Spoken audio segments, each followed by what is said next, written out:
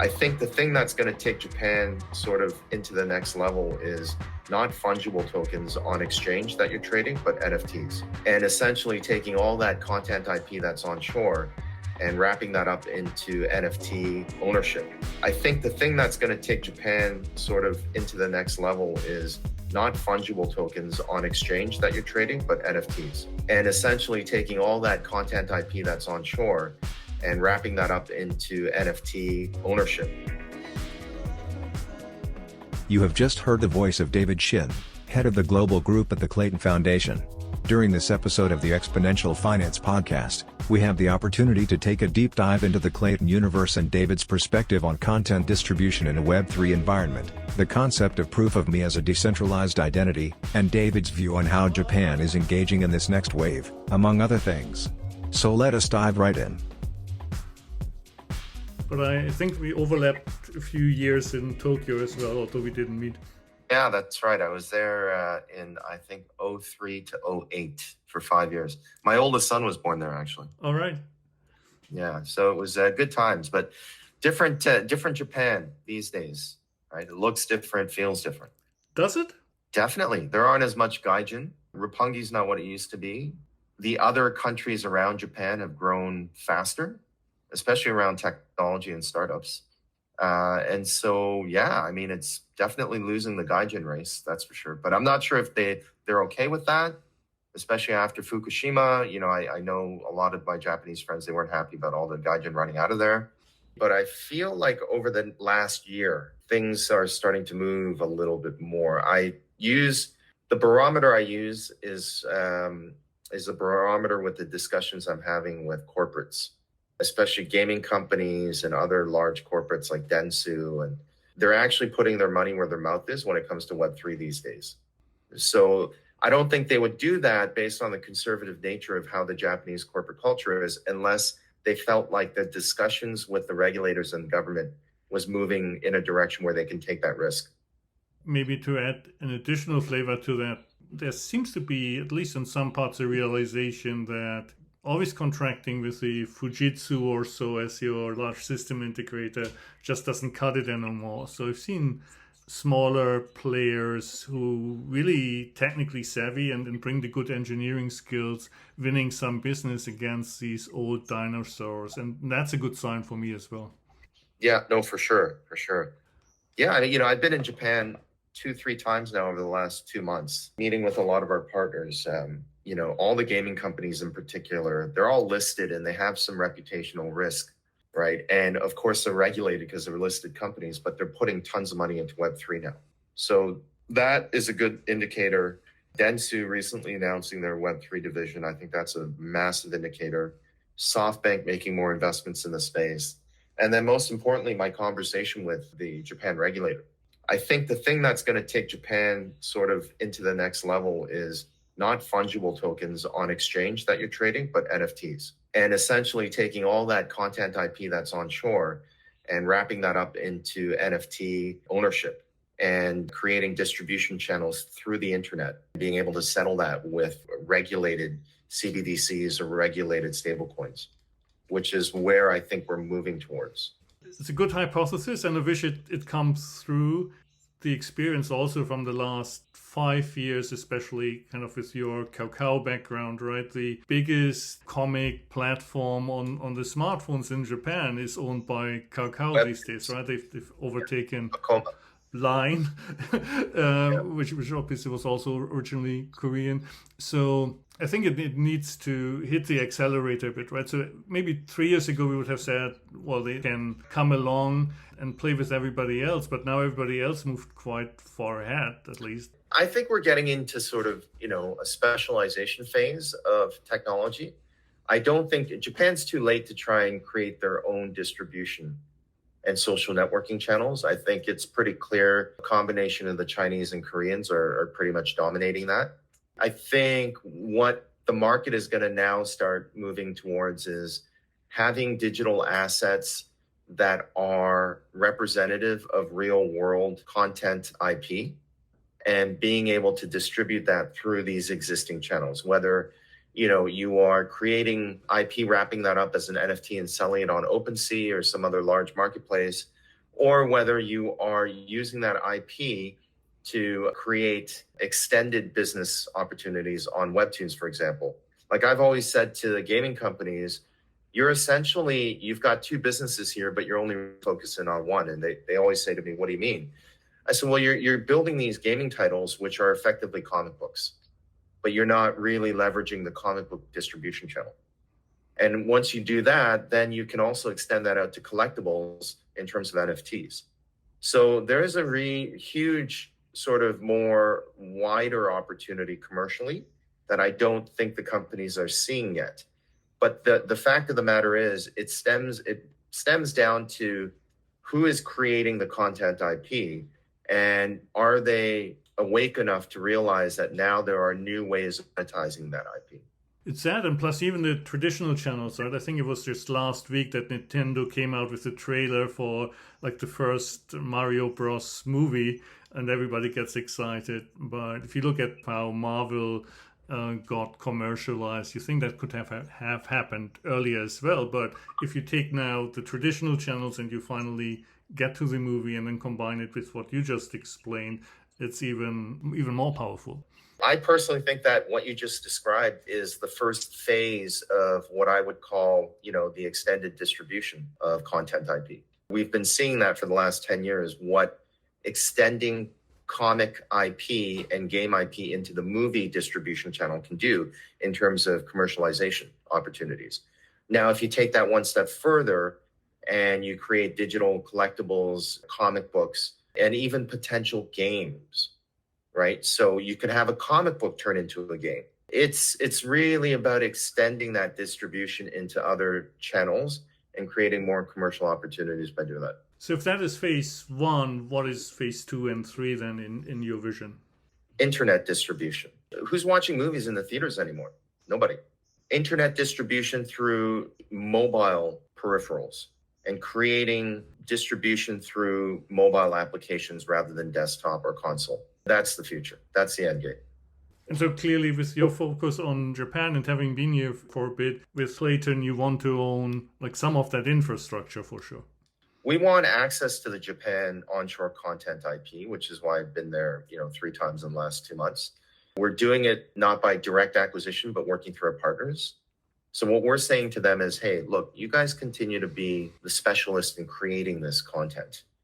All we want to do is provide you the distribution offshore, whether it's into Korea or other avenues. So for example, Webtoons, actually one of the largest, fastest growing markets for Webtoon users is not in Asia. It's actually in Europe. France is leading that, but other countries like Germany is also, the adoption rate for Webtoons is increasing substantially. There's an opportunity to do that, but also reverse distribution inbound where there's Korean content, whether it's K-pop or Korean dramas or whatever, and to be able to create opportunities where we can bring that content onshore into Korea through internet distribution channels, right? Not just Netflix or other, mainstream distribution channels. I'm actually bearish on Netflix.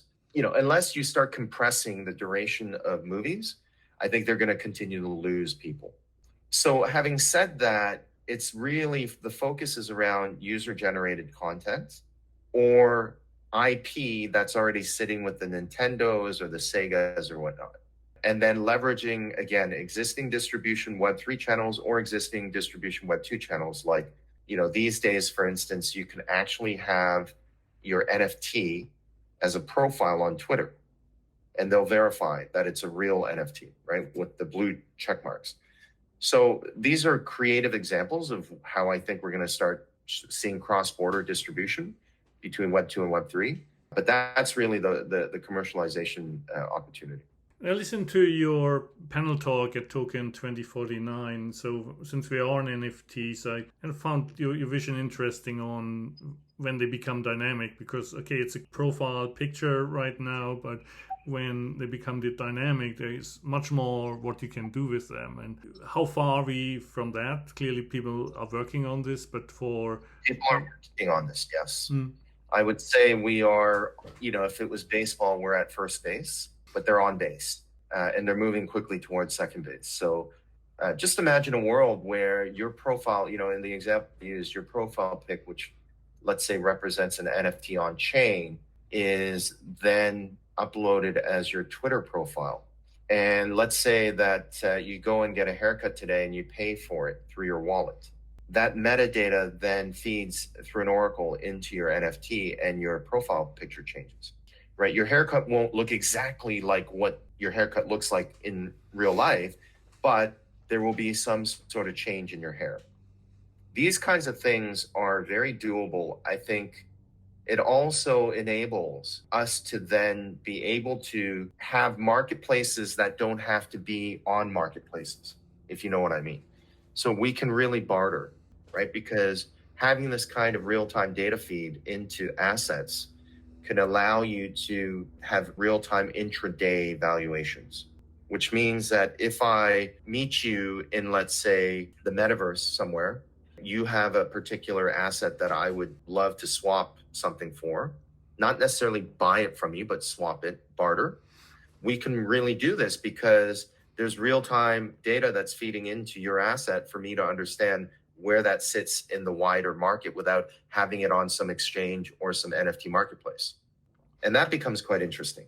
But also, I think the interesting part is for things like sports betting as well. If you have NFT representation on athletes, like LaMelo Ball, who is Rookie of the Year a couple of years ago, launched the very first dynamic NFT asset. And the idea there is, as he's playing all these games throughout the year, if his 3-point percentage increases, then the valuation would change, or his dynamic NFT would change. If he gets injured, the dynamic NFT, all of that will create new abilities and capabilities for sports betting. Now, throughout human history, marketplaces, and this has not turned out different in crypto so far, right? Marketplaces were always required to aggregate demand and supply and provide sufficient liquidity. If you're now starting to barter, still the remaining problem is always how do you find your counterparty? Yeah, and I think this is where, virtual environments become quite interesting, right? I think the metaverse will become one big economy. That's what I see it as. I mean, to me, metaverse is nothing more than a virtual wrapper. So you're either wrapping up, let's say, an event like a concert, or you're wrapping up an event like, let's say, a national election. It's nothing more than a virtual wrapper. The key is the virtual wrapper can be open 24/7, 365 days a year, right? I remember being at Morgan Stanley. The golden egg was to try and achieve 24/6 on the equity markets. And that was very difficult to do, right? Because you're handing over books and, even from an infrastructure perspective, there's a lot of work in getting to that. But what Bitcoin and crypto has proven is that you can actually now have 24/7, 365 days a year markets that are very liquid. And if you extend that away from a centralized market like Binance or Coinbase into a metaverse, which becomes an open virtual market, I think that becomes quite intriguing. Fantastic environment where we're 24/7 and it's like one market.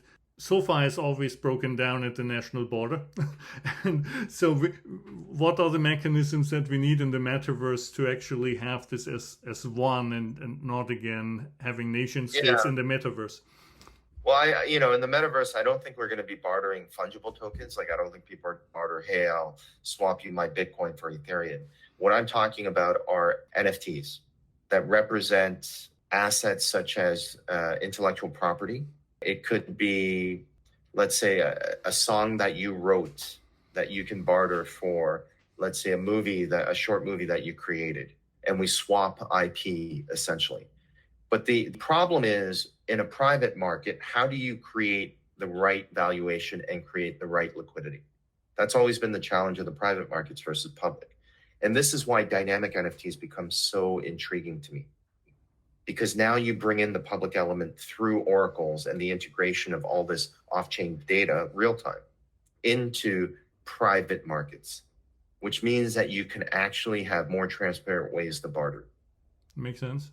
Now, the other gap that we had, and where we built the internet without necessarily thinking about identities clearly because it was intended for a small group initially, but it feels like we're stumbling now into the next generation Web3 metaverse, and we still haven't figured out really a digital ID. And so who's going to crack that nut? don't like the idea of creating some sort of singular ID that ties you to a particular application or wallet per se, or user ID. Kind of like, I don't like the Google or Facebook way of logging in as a single sign-on, because you're essentially trusting your to Google or Facebook. And we've seen what happens with hacks. We've seen what happens with catfishing, burner accounts, all that stuff. What I prefer is the concept of proof of me, where the blockchain validates you, that you have worked at such and such a place. Take the notion of LinkedIn. All I can do is, because Jason introduced us, is assume through Jason, because I trust him, that you are who you are. But what if there is a way for there to be a decentralized way for me to know that you've been verified and validated, without it being Twitter validating you as a central entity and putting the 2 blue check marks? What if it's a group of validated, a distributed network that validates you? So I don't have to go and check with all your employers that you were managing director at such and such. Like, imagine that level of trust, very simplistically happening through a proof of me concept that validates who you are. If we can get to that, and we definitely can, we're already starting to experiment with things like soul-bound tokens, as well as other DID, decentralized ID validators that are coming online. I think this is going to be incredible in terms of cracking that trust problem online, which then would solve a lot of issues around things like catfishing and burner accounts. Totally. We're both living and have lived in jurisdictions where we're maybe not that concerned about our identity being somewhat public, and especially also with the things we're doing. But if you live in more repressive regimes or so, you clearly don't want to necessarily disclose everything that you're doing. Well, I'll be honest with you, like every time, in the past, I would speak to some guy in Africa or Russia about crypto. In the back of my mind, I'm not going to lie to you, right, Norbert? Like, I was thinking this guy could be a scam. And it takes a while for me to go, oh, actually, he's not. And then, I open myself up. That inefficiency and the non-productive way of engaging, because we're trying to develop trust, is really inefficient. There must be a more efficient way now that we have ways to verify wallets, to verify who you are in terms of the activities that you've been doing on chain. And it's not about KYC, because, I explained this before to someone else, because they said, isn't that just KYC? It's not. KYC is, I literally go into the bank with my passport, an address proof. They look at my face, they make me sign a physical signature, and they're like, you're done. You have an account. That's not what I'm talking. I'm talking about, you can stay as anonymous as you want, or you can be verified in terms of, I am a part of the Bar Association of Japan, verified. I founded the Bitcoin Association of Japan, verified. These kinds of things. Because that outer layer, as you verify more and more and more, it turns the core into something that you could potentially trust without having to have physical signatures and passports. It's another way of doing a form of KYC, which I would call proof of me. Let's go back to Klaytn for a moment, if I may. And so, in particular, because to some extent, Korean companies, Japanese companies are a bit similar, right, in terms of their ability to go outside of the home market and communicate in English and so on. So clearly Klaytn made a decision in hiring you that you'll be a catalyst in doing that, having been dominant in their home market as across many vectors as Kakao. Quite honestly, it's a behemoth. And so your title just has changed, right? From global adoption to head of the global group. So it feels like an expansion of responsibility as well. Just kind of describe a bit how you've seen that journey so far and what's coming next on that kind of global expansion. Yeah, it's not easy working for a Korean corporate or Japanese corporate. I was brought in by the vice chairman, one of the 2 co-founders of Kakao. So I didn't apply for this job. I was asked to do it. So when you have a rabbi like that behind you, it makes it a little bit easier. But also there's a lot of trust that he puts in me. He knows my track record. He knows what I've done. And he knows I'm kind of doing all this for the right reasons. So I think that's made it a little bit easier. I think, what I've been able to do is prove to Kakao, prove to the Klaytn community that putting trust in me and allowing me to lead the organization, we can move this thing in a direction that makes a lot more sense than where they were with Ground X at the time, and Jason Hahn. So, and it's just a matter of how we grow further from here, right? So I've taken it 0 to 1. Where we go from 1 to 2, it may be me, it may be someone else, but I think that's the more interesting part of the journey from 0 to 1 is we put that in play. I think we've seen some pretty good traction. Like I always tell people, a year ago, no one knew about Klaytn outside of Korea, nobody. But now, it's being talked about everywhere around the world and for the right reasons. The most important thing on that comment is we're being talked about for the right reasons, meaning that the strategy and the narrative that we've been putting out there, people like, because that's what they're talking about. Yeah, and so I came across the Klaytn team the first time at DEF CON in Osaka, which was basically 3 years ago now. And it was like 4 months, I think, after Klaytn had launched. And there weren't that many people listening to the presentation, which I think would be very, very different now. And right, you had also your second DEF Day in Singapore in September. You're investing also quite a bit across both the Klaytn Foundation and Crust Universe. And so what's the kind of the different roles, if they are different, across these two entities and the focus that you're pushing through these? Crust is a 100% owned subsidiary for-profit entity of Kakao in Singapore. Klaytn Foundation is a Singapore nonprofit that has no legal ties to any of those, that has no legal ties to Kakao. So we do all the grant funding out of Klaytn, and we do all the for-profit investments out of Crust. That's basically how it's summarized. The Crust focus is still on the Klaytn ecosystem. Ecosystem, correct. When you look at your investment focus right now, which clearly has a 3 or 5 year view, see a lot of metaverse, of course, gaming. Yeah. What are the building blocks that you're putting together there? We are also investing into community infrastructure. We've been putting money into esports teams that are developing guild strategies.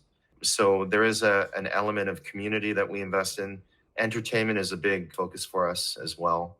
I strongly believe that's the next big sort of explosive moment that we'll see in Web3 after gaming. And, SocialFi is something that we are talking about a lot more. We've invested in a few things, but we're not going all in on it just yet. But we are definitely, it's on our radar. We're talking about it.